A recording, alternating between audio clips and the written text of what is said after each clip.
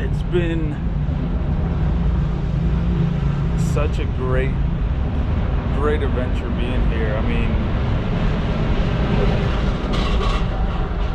the experiences that I've been through, the people that I've met along the route, along the journey, the new friends that I've made, the sights that I've seen, the lakes that I've jumped, the local buses that I've taken, the motorcycle taxis that I've ridden on, all the way to the food and the spices. And I'm not even a coffee person, but even to the coffee, it's beautiful. It's breathtaking. It leaves you speechless. I think growing up in the States, and you start to visit outside and really see that you may be falling into a trap in the States with work and the fancy cars and the fancy house and the lifestyle, where once you start traveling, I mean, just behind me here, there's kids, 5, 3, 7-year-olds getting to school on a motorcycle in between two other people. And so it's just, it makes you, or should at least, in my opinion, help you appreciate what you have. And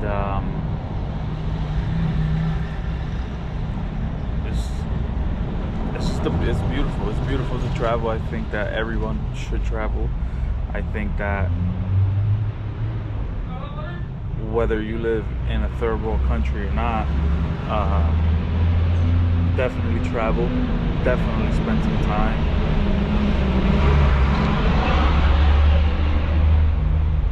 Definitely go outside the barrier. Seek adventure, seek pain, seek failure.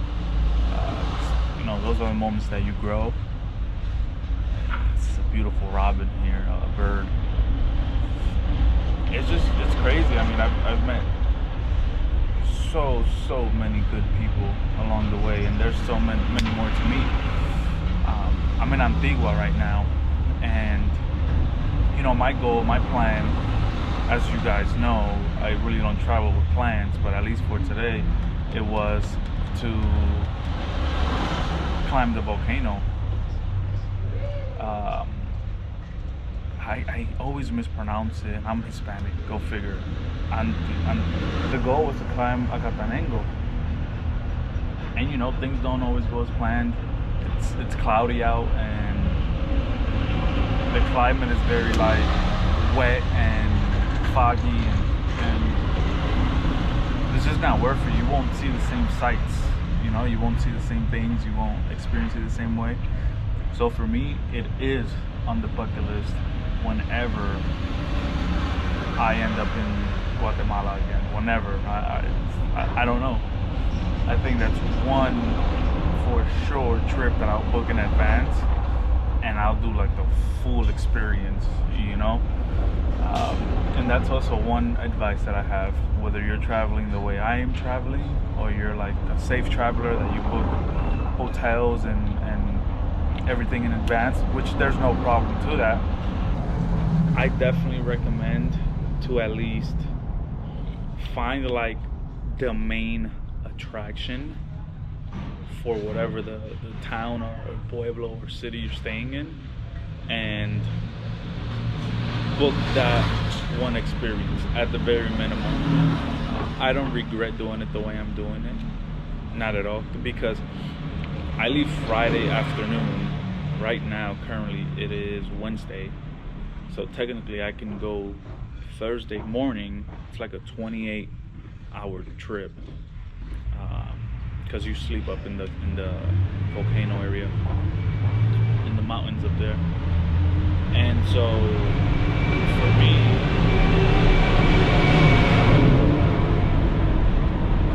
I can go up tomorrow. However,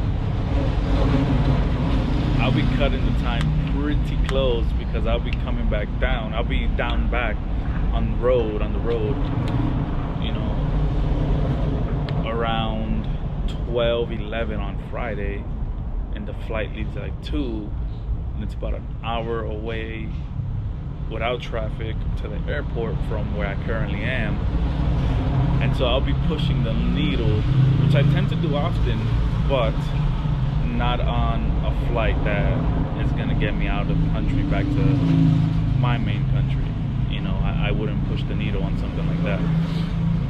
So it's definitely on the list. For the moment, we'll do local things around here on Digua, which I've spent a lot of time here already. I've walked around, went to the markets, but it's so breathtaking. It's even, you know, so even with this hostel. So this hostel, it was my first hostel ever. Never stayed in a hostel before. I guess you can say I've never stayed in a hostel because obviously the cultural, the layout of the hostels, the way a hostel runs, you know, you'll stay over a friend's house and there's, you know, 5, 6, 7 people and you meet new friends. So, but to the degree of staying in a hostel in a different country, you don't know anybody, you don't know how anything operates, 100% my first time. And I got lucky because in this specific hostel, I got the entire room for myself, which was not planned. I did not pay extra. It just so happened that one side was already booked. So this side of the wing, I just so happened I came at the right time, and I ended up having a 10-bedroom room all for myself. And it would have not been a problem if it was fully packed. And you know, I was speaking with some of the guests on the other side, a couple of women traveling from Europe, from something with a B, Bang, I can't remember, something with a B, I just can't remember. It's European for sure. And so, no, but it's been great. I mean, just here the views are awesome. The air is different. It's fresh. It doesn't smell like there's 1,000 different chemicals in the air. Surprisingly, I have not drank that much water. Something you'll notice is most the time when you eat a meal, you'll either get offered a soda of some sort, like Coca-Cola is usually the main one, but Coca, Sprite, a lemonade, if not, you know, beers.